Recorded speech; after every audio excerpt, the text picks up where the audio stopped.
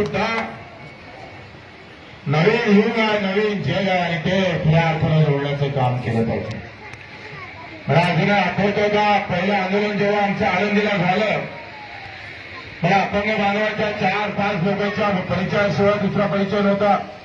महेंद्र साहेब तिथं आहे, आमचे सुरेखा ताई असन, धर्मेंद्र सातव असन. वास्तविक मी विदर्भातला माणूस आहे, धर्मेंद्र वाघोलीचा. ते नातं कसं जोडलं पताच चाललं नाही. मागच्या वेळेस मी वाघोलीला आलो, वाघोलीचं नाव पूर्व इतिहास पाहिला तर वेगळ्या अर्थानं घेतलं जातं.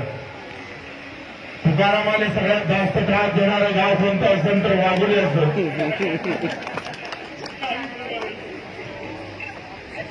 नाही बाळासाहेब,